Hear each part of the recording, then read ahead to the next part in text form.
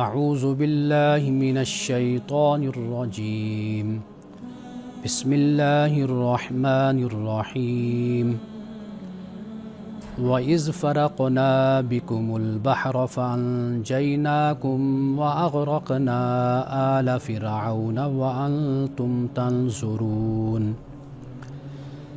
وَإِذْ وَاعَدْنَا مُوسَىٰ 40 لَيْلَةً ثُمَّ اتَّخَذْتُمُ الْعِجْلَ مِن بَعْدِهِ وَأَنْتُمْ ظَالِمُونَ ثُمَّ عَفَوْنَا عَنْكُمْ مِن بَعْدِ ذَلِكَ لَعَلَّكُمْ تَشْكُرُونَ وَإِذْ آتَيْنَا مُوسَى الْكِتَابَ وَالْفُرْقَانَ لَعَلَّكُمْ تَهْتَدُونَ صدق اللہ العظیم۔ اور یاد کرو جب ہم نے دریا پھاڑ کر تمہیں پار کرایا، پس تمہیں نجات دی اور آل فرعون کو غرق کر دیا اور تم دیکھتے رہے۔ اور یاد کرو اس وقت کو جب ہم نے موسیٰ سے 40 راتوں کا وعدہ ٹھہرایا، پھر تم نے اس کے بعد بچھڑے کو معبود بنا لیا اور تم ظلم کرنے والے ہو۔ پھر ہم نے تم سے درگزر کیا اس کے بعد تاکہ تم شکر گزار بنو۔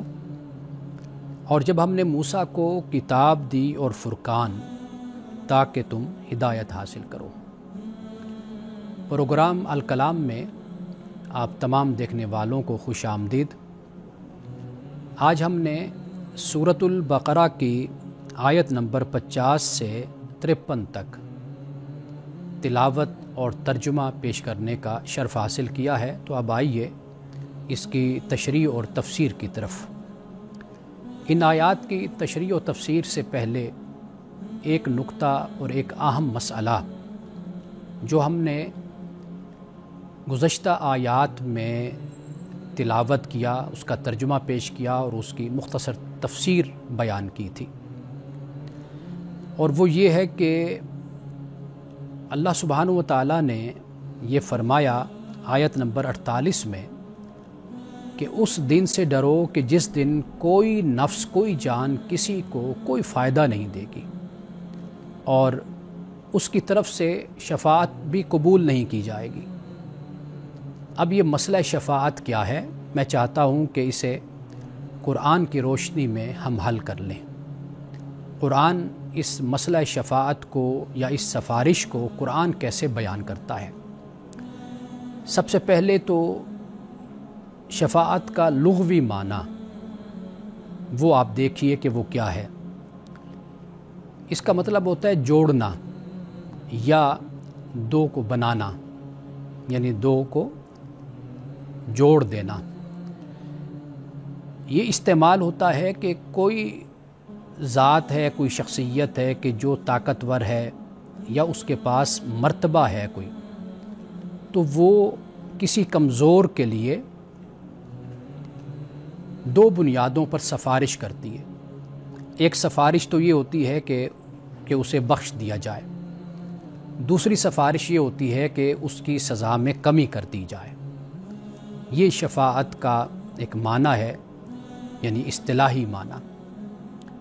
اب قرآن مجید اسے کیسے بیان کرتا ہے، ہم اس پہ بعد میں آئیں گے کہ آیا کہ قوم یہود نے شفاعت سے کیا مراد لیا تھا۔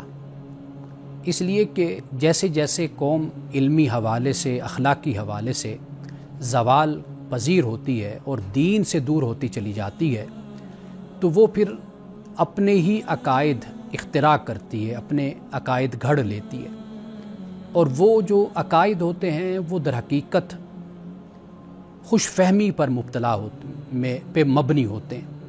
یعنی اس طریقے سے عقائد کو گھڑا جاتا ہے، بنایا جاتا ہے کہ جس سے اس خاص گروہ کی ایک تو برتری ثابت ہو جاتی ہے، دوسرا یہ ہے کہ ان کے لیے دنیا میں سب کچھ جائز ہو جاتا ہے، یعنی ناجائز بھی جائز ہو گیا، ظلم بھی جائز ہو گیا، زیادتی جائز ہو گئی، ہر چیز جائز ہو گئی، اس لیے کہ ان کا تعلق فلاں گروہ سے ہے، فلاں فرقے سے، اور پھر آخرت میں بھی وہ اپنی طرف سے آخرت کے ٹھیکیدار بن جاتے ہیں، ٹھیکیدار، یعنی وہ دنیا پر تو اپنا اجارہ قائم کرتے ہی کرتے ہیں، اجارہ داری، آخرت میں بھی وہ اپنی اجارہ داری قائم کرنے کا دعویٰ کرتے ہیں، اس لیے کہ دنیا میں چونکہ وہ برتر ہیں تو لہٰذا آخرت میں بھی اسی ذات اور فرقے اور گروہ کی بنیاد پر وہ آخرت میں بھی برتر ہوں گے۔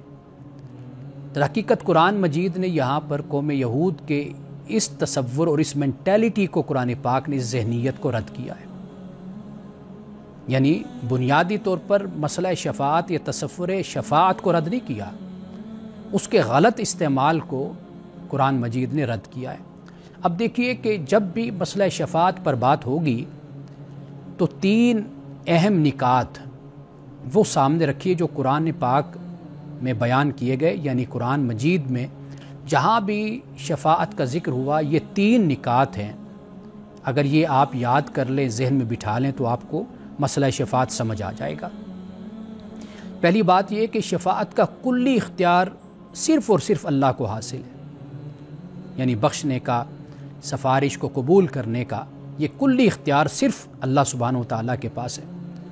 یعنی جب ہم قرآن مجید دیکھتے ہیں اس حوالے سے تو قرآن کہتا ہے قل للہ الشفاعۃ جمیعا، کہہ دیجئے کہ اللہ کے لیے ساری کی ساری شفاعت ہے، لہو ملک السماوات والارض، اور اسی کے لیے آسمانوں اور زمین کی بادشاہت ہے، ثم الیہ ترجعون، پھر تم اسی کی طرف لٹائے جاؤ گے، وما لکم من دون اللہ من ولی ولا شفیع، فرمایا اللہ کے علاوہ تمہارے لیے نہ تو کوئی ولی ہے اور نہ کوئی شفیع ہے۔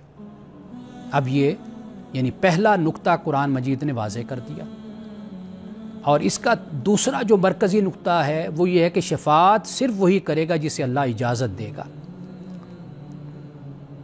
صرف وہی شفاعت کروائے گا کہ جسے اللہ سبحانہ و تعالیٰ شفاعت کرے گا، جسے اللہ سبحانہ و تعالیٰ اجازت دے گا۔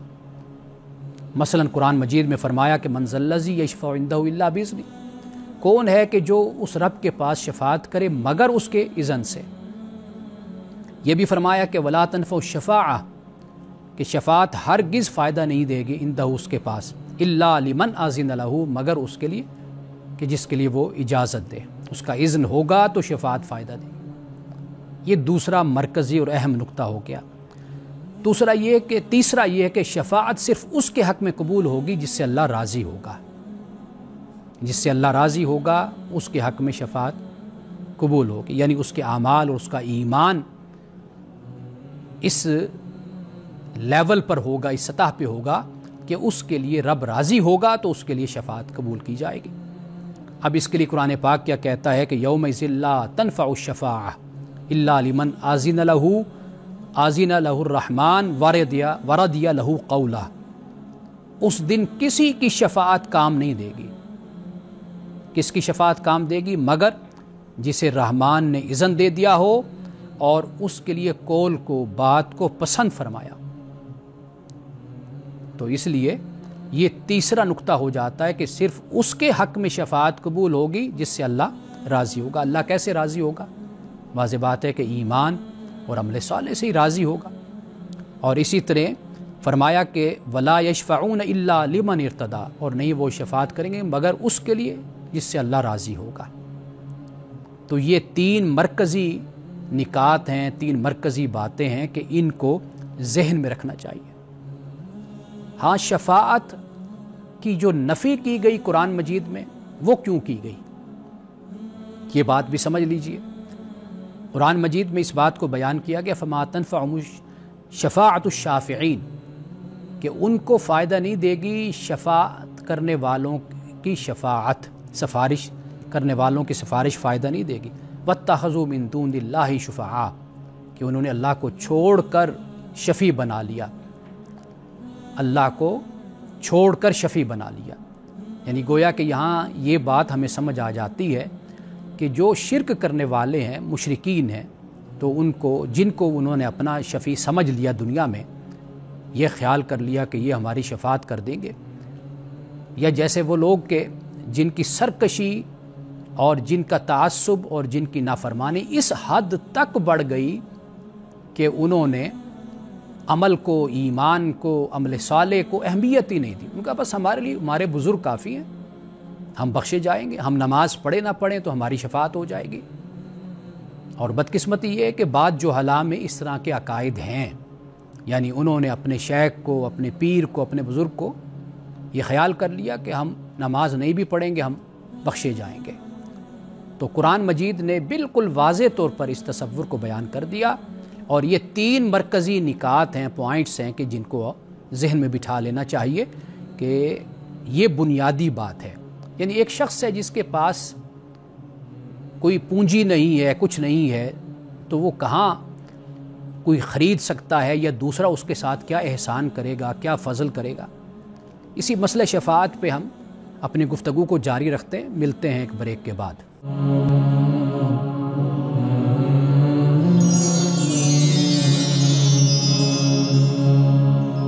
وقفے پہ جانے سے پہلے ہم بات کر رہے تھے مسئلہ شفاعت پہ۔ چند مزید نکات، چند مزید باتیں میں پیش کرتا ہوں، اس کے بعد میں تلاوت کردہ آیات کی تفسیر کی طرف آؤں گا۔ اگر آج یہ تفسیر ہماری مکمل نہ ہوئی تو انشاءاللہ ہم آئندہ پروگرام میں اسی کو ہی جاری رکھیں گے۔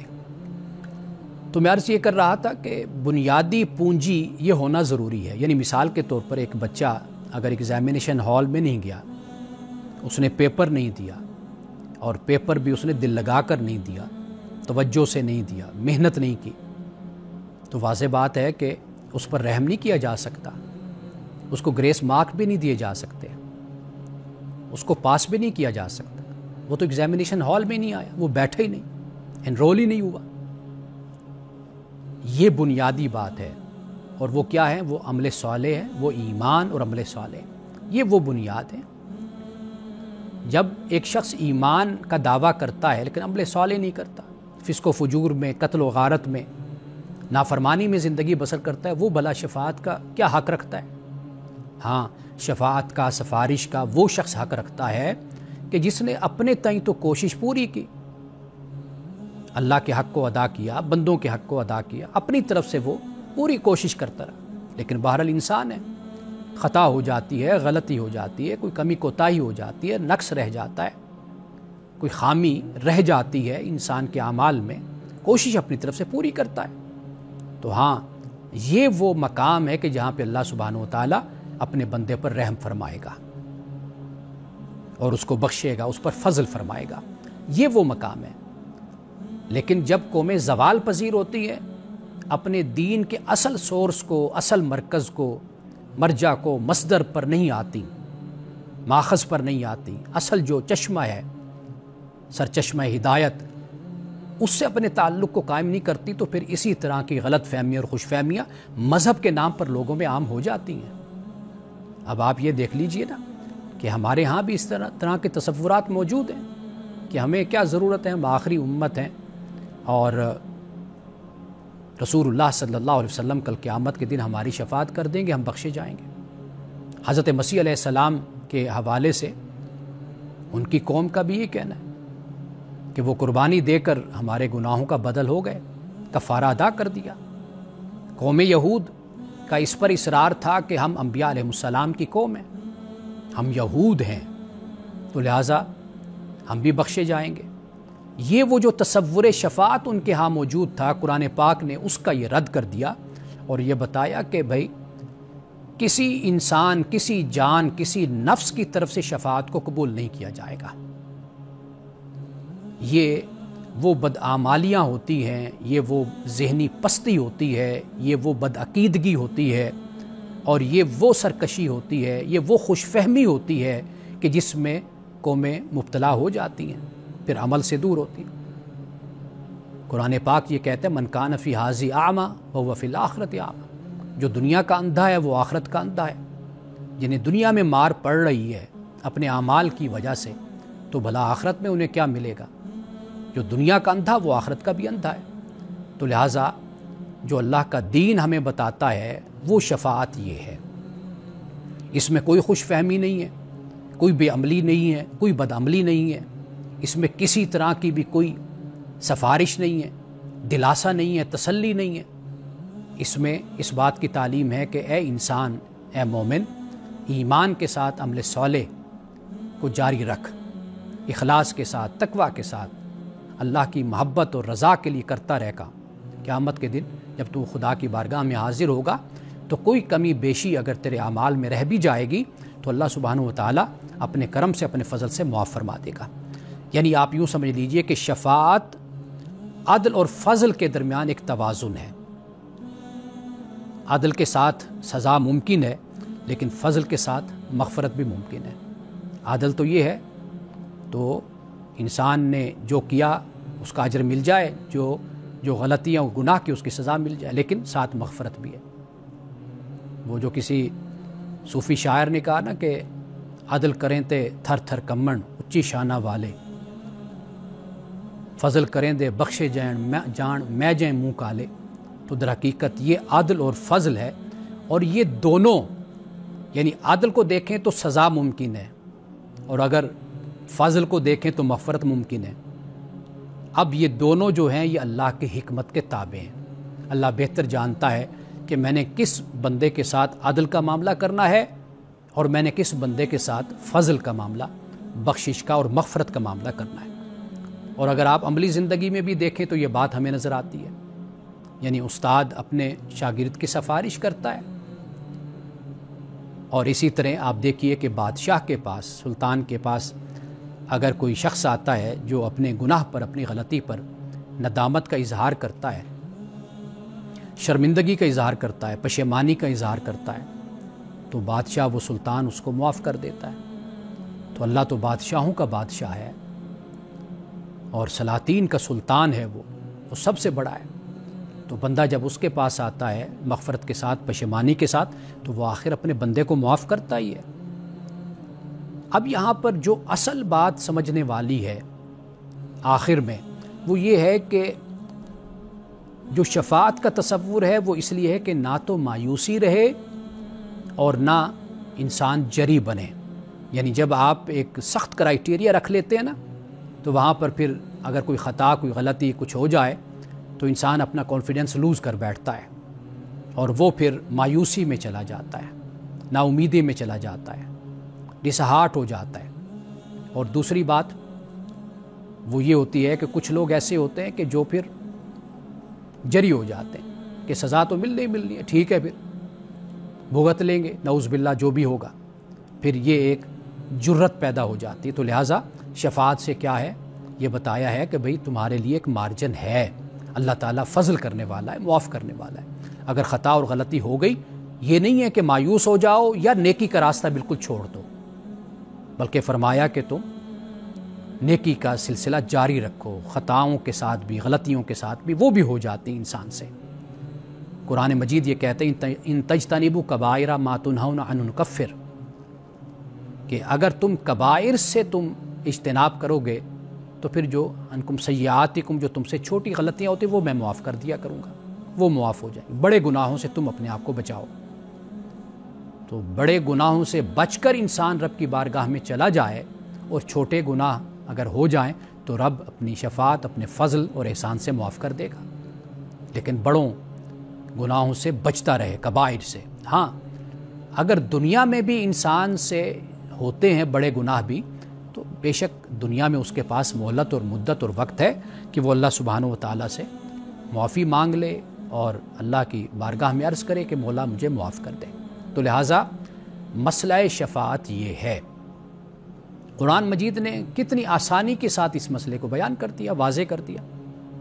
یعنی ایسا نہیں ہے کہ وہ شخص کے جو ساری زندگی فسق و فجور کرے، قتل و غارت کرے، لوگوں کا خون بہائے، لوگوں کو اذیتیں پہنچائے، تکلیف پہنچائے، زمین پر فرعون اور حامان اور قارون اور شداد اور نمرود بن کر پھرتا رہے، زمین پر فساد پھیلاتا رہے، فصلوں کو اجاڑتا رہے، لوگوں کا قتل کرتا رہے، اور پھر وہ یہ کہے کہ چونکہ میں مسلمان ہوں تو لہٰذا کل قیامت کے دن میری بخشش ہو جائے گی۔ تو ایسا نہیں ہے۔ یہ بات یاد رکھیے، یہ شفاعت، یہ بخشش، یہ فضل ان بندوں کے لیے، عاجز بندوں کے لیے ہے کہ جن سے خطائیں ہوئیں، غلطیاں ہوئیں، لیکن انہوں نے اپنے آپ کو سیدھی راہ پر لگائے رکھا، کوشش کرتے رہے کہ ہم سیدھی راہ پر چلتے رہیں۔ تو یہ ان کے لیے شفاعت ہے جسے قرآن پاک نے بیان کیا ہے۔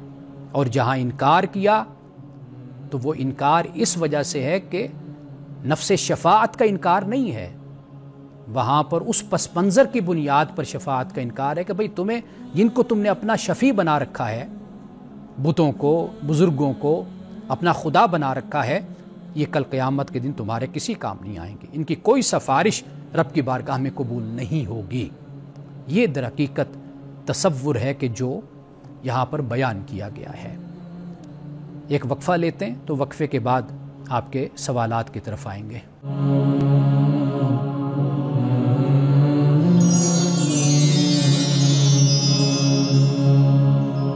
وقفے کے بعد دوبارہ آپ کی خدمت میں حاضر ہیں۔ ایک ماں کی طرف سے یہ سوال بھیجا گیا ہے کہ اولاد کی ہدایت کے لیے، اولاد کی بہتری کے لیے قرآن اور حدیث میں کیا دعائیں بیان کی گئی ہیں۔ ایک تو قرآن مجید کی دعا ہے سورۃ الفرقان میں، اور آیت نمبر ہے 74۔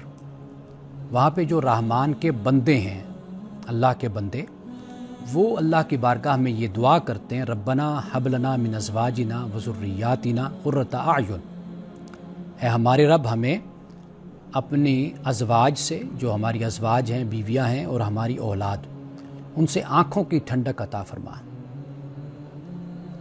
یہ اب آنکھوں کی ٹھنڈک یعنی ان کا کردار، ان کا اخلاق، ان کا ایمان، ان کی زندگی اس طرح کی ہو کہ جس سے ہمارے دلوں کو سکون ملے۔ آنکھوں کی ٹھنڈک سے مراد وجعلنا للمتقین اماما، اور ہمیں متقین کا امام بنا۔ نیکی کے کاموں میں یہ خواہش رکھنا کہ میں آگے بڑھ کر حصہ لوں، آگے آؤں اور لیڈ کروں، تو اس کی گنجائش ہے۔ نیکی کے کاموں میں انسان یہ دعا اللہ تعالیٰ سے کر سکتا ہے۔ تو یہاں پر اولاد کی ہدایت کے لیے یہ دعا ہمارے سامنے آ گئی کہ ہمیں اپنی اولاد کے لیے دعا کرنی چاہیے، ربنا حب لنا من ازواجنا۔ ازواج سے مراد یعنی اگر خواتین دعا کریں گی تو ازواج یعنی خامند ہو جائیں گے، کہ بچوں سے، نسل سے اور خامندوں سے ہمیں آنکھوں کی ٹھنڈک عطا فرما اور ہمیں متقین کا امام بنا۔ تو یہ دونوں کے لیے یعنی مرد اور عورت دونوں یہ دعا کر سکتے ہیں۔ رسول اللہ صلی اللہ علیہ وسلم، سیدنا امام حسن و حسین، ان کے لیے دعا کیا کرتے تھے، اور یہ حدیث کی کتابوں میں موجود ہے، غالباً بخاری میں ہے کہ اللہم انی اعیذہما بکلمات اللہ التامہ من کل شیطان وہامت ومن کل عین لامت، کہ اے اللہ میں ان دونوں کو تیری کامل کلمات کی پناہ میں دیتا ہوں۔ یہ جو تیرے کلمات ہیں یعنی تیرا نام اور تیرا قرآن، تیری تعلیم، میں ان کے مکمل جو کلمات ہیں کامل، ان کی پناہ میں دیتا ہوں، اور ہر شیطان اور زہریلی چیز اور ہر بری نظر سے میں ان کو تیری پناہ میں دیتا ہوں۔ تو رسول اللہ صلی اللہ علیہ وسلم اپنے بچوں کے لیے، نواسوں کے لیے آپ یہ دعا فرمایا کرتے تھے، یعنی ایک تو کامل کلمات، شیطان یعنی شیطان کے ہر طرح کے جو حربے ہوتے ہیں جو بندوں پر استعمال کرتا ہے ان سے، اور پھر زہریلی چیز اس لیے کہ جیسے کوئی بچھو ہے، سانپ ہے، اور جو انسان کو تکلیف دیتے ہیں ان کا ذکر کر دیا، اور پھر یہ فرمایا کہ بری نظر سے یہ بھی دعا کی جا سکتی ہے۔ اور بے شک آپ یہ دعا اگر دیکھ لیں حدیث کی کتاب سے اور اس کو اگر لکھ لیں گے تو یہ آپ کو نیٹ پر بھی مل جائے گی۔ ایک اور سوال ہے کہ سوشل میڈیا مشہور ہونے کے لیے لوگ اس پر جھوٹ بولتے ہیں، تو اس بارے میں جو وعید ہے، جو قرآن سے سمجھایا گیا ہے، حدیث سے سمجھایا گیا ہے، تو یہ ذرا لوگوں کو بتائیں تاکہ لوگ اس بارے میں احتیاط برتیں۔ سب سے پہلے دیکھیے کہ قرآن مجید نے واضح طور پر یہ بیان کر دیا کہ جو شخص جھوٹا ہوتا ہے، ناشکرا ہوتا ہے، وہ کبھی بھی اپنے مقصد میں کامیاب نہیں ہوتا۔ ان اللہ لا یہدی من هو کاذب کفار، کہ بے شک جو جھوٹا ہے، ناشکرا ہے وہ کبھی بھی بامراد نہیں ہوتا۔ لہٰذا ہم کوئی کامیابی حاصل کرنا چاہتے ہیں نا، کسی منزل پہ پہنچنا چاہتے ہیں، تو اگر ہمارا کردار ایسا ہے کہ ہم کچھ حاصل کرنا چاہتے ہیں لیکن طریقے ہم غلط استعمال کر رہے ہیں، تو کیسے ہم اپنے مقصد کو حاصل کر سکتے ہیں؟ قرآن پاک نے یہ بھی کہا کہ وَاجْتَنِبُوا الزُّورَ، یعنی جھوٹ سے اپنے آپ، قول الزور، فرمایا اپنے آپ کو جھوٹی بات سے بچاؤ۔ اور رسول اللہ نے فرمایا کہ ان الصدق یہدی الی البر، جو سچائی ہوتی ہے یہ انسان کو نیکی کی طرف لے کر جاتی ہے، وَإِنَّ الْبِرَّ یہدی الی الجنہ، اور نیکی انسان کو جنت میں لے جاتی ہے، وَإِنَّ الْکِذْبَ یہدی الی الفجور، جھوٹ انسان کو نافرمانی کی طرف لے کر جاتا ہے، اور وَإِنَّ الْفُجُورَ یہدی الی النار، اور فرمایا کہ یہ جو جھوٹ ہوتا ہے یہ انسان کو آگ میں لے کر جاتا ہے، یعنی نافرمانی، فجور، یہ انسان کو آگ میں لے کر جاتا ہے۔ تو لہٰذا جھوٹ واسطہ بن جاتا ہے انسان کی آخرت کو بھی برباد کرنے کا۔ اب آئیے تھوڑے سے پہلو میں انسانی شخصیت کے حوالے سے بھی بتا دوں کہ اس کے کتنے نقصانات انسان کی شخصیت پر پڑتے ہیں، اس کے اثرات کتنے برے ہوتے ہیں۔ یعنی ایک خول سا آرٹیفیشل طریقہ اختیار کر لینا، ایک تو اندرونی تضاد پیدا ہوتا ہے۔ واضح بات ہے کہ ہر انسان میں ضمیر ہوتا ہے اور وہ انسان کو کچوکے مارتا ہے، انسان کو کہتا رہتا ہے کہ بھئی یہ تم غلط کام کر رہے ہو۔ روحانی بوجھ یہ چیز بن جاتی ہے، ذہنی بے چینی ہے، اور انسان کے لیے نیند اور سکون کی کمی کا یہ باعث بن جاتی ہے۔ اچھا، ایک آئیڈینٹی کرائسس جس کو کہا جاتا ہے، شناخت کا بحران، یہ بھی پیدا ہوتا ہے۔ یعنی جب انسان لائکس ہیں، ویوز کے مطابق خود کو ڈیفائن کرنے لگتا ہے، یعنی لائکس آ گئیں، کومنٹس آ گئے اور ویوز آ گئے سوشل میڈیا پر، تو پھر اس سے انسان اپنے آپ کو ڈیفائن کرنے لگتا ہے، تو در حقیقت وہ اپنی جو اصل شناخت ہوتی ہے، اس کی ریئل جو آئیڈینٹی ہوتی ہے، اپنی پرسنالٹی ہوتی ہے، انڈیویجویلٹی ہوتی ہے، اس کو پھر انسان کھو بیٹھتا ہے۔ اچھا، پھر تیسری جو خرابی انسان میں پیدا ہوتی ہے وہ ہے بیرونی تعریف پر انحصار۔ یعنی اگر لائکس، کومنٹس اور ویوز کم ہو جائیں تو پھر احساس کمتری اور پھر ڈپریشن کا شکار انسان ہو جاتا ہے کہ میری لائکس کم ہو گئی، کومنٹس کم ہو گئے ہیں، ویوز کم ہو گئے ہیں۔ تو اس سے کیا ہوتا ہے، انسان کی جو شخصیت ہوتی ہے وہ بیرونی تعریف پر اس کا انحصار ہو جاتا ہے۔ یعنی اپنے اندر اگر کچھ انسان کے پاس ہو پھر تو انسان بالکل مطمئن ہوتا ہے، خوش ہوتا ہے کہ میں اپنے آپ کو جانتا ہوں کہ میں جو کچھ بھی ہوں، میں جو کر رہا ہوں، میں اپنے کام سے مطمئن ہوں۔ لیکن جب انسان محتاج ہو جائے بیرونی تعریف کا، تو یہ وہ چیز ہے جو انسان کی شخصیت کو خراب کرتی ہے۔ مزید ہماری شخصیت سوشل میڈیا پر جھوٹ کے بنیاد پر آگے بڑھنے سے کیا کیا شخصیت کا بگاڑ ہوتا ہے، انتشار ہوتا ہے، وہ میں باقی ایک وقفے کے بعد بیان کرتا ہوں۔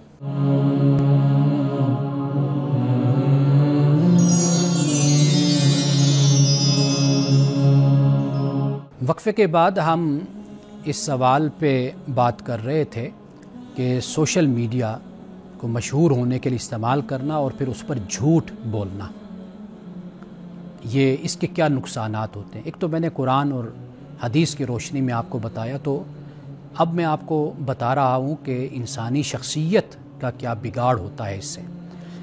اس کی 3 باتیں تو میں نے آپ کو پہلے بیان کی ہیں۔ ایک تو یہ کہ اندرونی تضاد انسان میں پیدا ہو جاتا ہے، دوسرا شناخت کا بحران، تیسرا ہوتا ہے بیرونی تعریف پر انحصار ہو جاتا ہے، یعنی انسان ایک آرٹیفیشل بن جاتا ہے، آرٹیفیشل سی چیز بن جاتا ہے۔ باہر سے کچھ آئے گا، تعریف ہوگی تو مطمئن ہوگا، نہیں ہوگی تو پھر احساس کمتری کا شکار ہو جائے گا، ڈپریشن کا شکار ہو جائے گا۔ اور چوتھی وجہ یہ ہوتی ہے کہ اخلاقی بے حسی انسان کے اندر پیدا ہو جاتی ہے، یعنی بار بار جھوٹ بولنا، اور پھر اس کی جو شرم ہوتی ہے، ہیزیٹیشن ہوتی ہے، وہ کم ہو جاتی ہے۔ پھر انسان میں منافقت، ہپوکریسی انسان کے اندر پیدا ہو جاتی ہے، اور پھر تنہائی کا بھی احساس، یہ بھی انسان کو ڈسنے لگ جاتا ہے۔ وہ یہ ہوتا ہے کہ جھوٹی شہرت اور جھوٹی انا اور شخصیت، اس کے پیچھے بھاگ بھاگ کر جو حقیقی تعلقات ہوتے ہیں، اصل تعلقات، ان سے انسان بالکل کٹ جاتا ہے۔ یعنی آپ یوں کہہ سکتے ہیں کہ ارد گرد فالوورز تو ہوتے ہیں انسان کے، لیکن فرینڈز نہیں ہوتے۔ اچھا پھر فالوورز بھی جب کوئی مشکل میں انسان آ جائے تو پھر فالوورز بھی نہیں ہوتے، یعنی اگر پیشیوں پہ جانا پڑے عدالتوں میں اور کچہریوں میں تو پھر اکیلا پھر رہا ہوتا ہے، کوئی اس کے فالوورز جو ملینز میں ہوتے ہیں کوئی بھی وہاں پر نظر نہیں آتا، پھر یہ صورتحال ہو جاتی ہے انسان کی۔ تو یہ کیا ہے؟ اس سے تنہائی کا احساس، یہ ایک مصنوعی سی زندگی ہوتی ہے، مصنوعی سی لوگوں کی محبتیں ہوتی ہیں، لائکس ہوتے ہیں، کومنٹس ہوتے ہیں، لیکن پھر اینڈ یہ ہوتا ہے۔ اب آئیے کہ اس کا علاج کیا ہے۔ ایک تو سوشل میڈیا پہ جو آپ ہیں وہ آپ پیش کیجئے، یعنی میں نے پڑھا ہے، دیکھا ہے، مجھے معلوم یہ ہوا ہے کہ بہت سے مرد بھی عورتوں کی آئی ڈی بنا کر، یعنی عورتوں کے نام سے انہوں نے سوشل میڈیا پہ اپنے پیج بنائے ہوتے ہیں، صرف اس لیے کہ تاکہ مرد حضرات لوگ زیادہ سے زیادہ آ جائیں۔ اسی طرح عورتیں ہیں تو وہ مرد بن کر بھی اپنی آئی ڈی بناتے ہیں، اپنا پیج بناتے ہیں۔ ایک تو جو آپ ہیں وہ اپنے آپ کو آپ پیش کر دیجئے، ایک بات تو یہ ہوگی۔ دوسری بات یہ کہ نیت کا قبلہ درست رکھیے۔ نیت کیا ہونی چاہیے؟ نیت خدمت اور خیر کی نیت ہونی چاہیے، شر اور فساد اور فتنے کی نیت نہیں ہونی چاہیے، گالم گلوچ کی نیت نہیں ہونی چاہیے۔ یہ دوسری بات ہوگی۔ تیسری یہ بات یہ کہ جسے انگلش میں ڈیجیٹل ڈیٹاکس کہا جاتا ہے، یعنی وقتاً فوقتاً سوشل میڈیا سے دوری بھی اختیار کر لیجئے، فاصلہ اختیار کر لیجئے، تاکہ پھر آپ تھوڑا سا کمپیریزن کر سکیں کہ بھئی حقیقی زندگی کیا ہے اور یہ مصنوعی زندگی کیا ہے۔ اور آخری بات جو ہے وہ یہ ہے کہ سیلف ریفلیکشن، یعنی اپنی ذات پر تدبر، تفکر، غور و فکر، یہ آپ ضرور کیجئے۔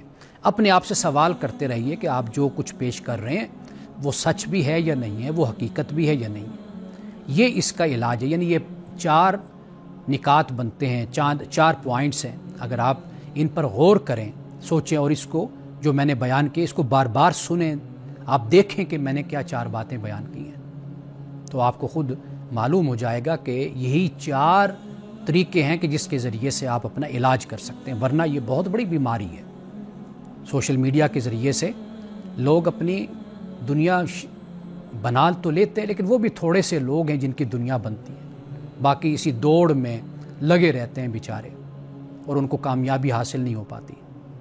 لیکن دنیا بنی نہ بنی، لیکن آخرت بہرحال تباہ ہو گئی اسی جھوٹ کی بنیاد پر اور اس آرٹیفیشل اور مصنوعی شخصیت کی بنیاد پر کہ ہم نے اپنی شخصیت کو کھو دیا۔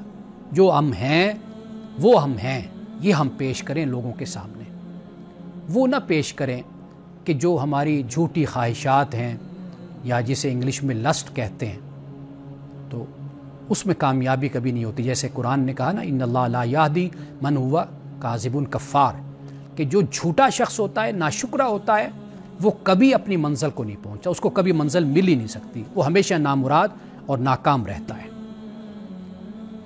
اب آخر میں ایک حدیث اور اس کے بعد انشاءاللہ کل پھر آپ سے ملاقات ہوگی۔ حدیث یہ ہے کہ رسول اللہ صلی اللہ علیہ وسلم نے فرمایا کہ لیس الغنی عن کثرت العرض، یہ جو امیری ہوتی ہے یہ مال کی کثرت سے نہیں ہوتی۔ فرمایا کہ ولکن الغنی غنی النفس، اصل جو امیری ہوتی ہے وہ نفس کا غنا ہوتا ہے، آپ کا نفس امیر ہونا چاہیے، بھرا ہوا ہونا چاہیے۔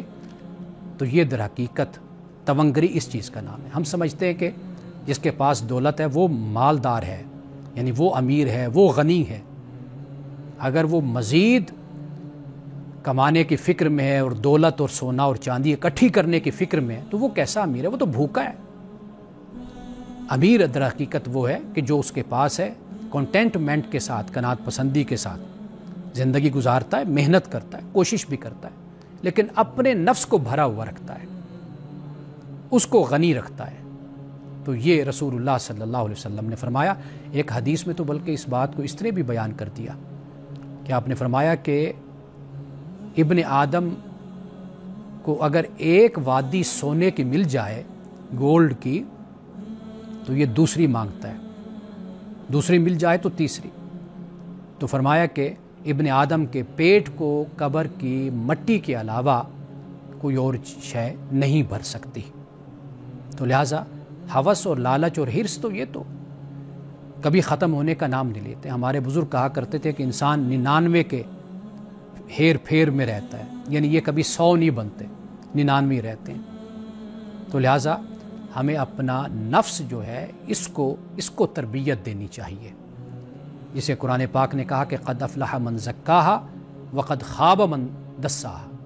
تحقیق کامیاب وہ ہو گیا کہ جس نے اپنا تزکیہ کیا، اور ناکام وہ ہو گیا کہ جس نے اپنے نفس کو پراگندہ کر لیا۔ اور یہی نفس ہے کہ اگر انسان اس کی اصلاح کر لے، اس کو پاک کر لے، اس کا تزکیہ کر لے، تو پھر نتیجہ کیا ہوتا ہے؟ سورۃ الفجر میں اس کو بیان کیا گیا، فرمایا یا ایتھا النفس المطمئنہ، اے نفس مطمئنہ ارجعی الی ربک راضیۃ مرضیہ، اے نفس مطمئنہ اپنے رب کی طرف لوٹ جا، اس حال میں کہ تو اپنے رب سے راضی، رب تجھ سے راضی۔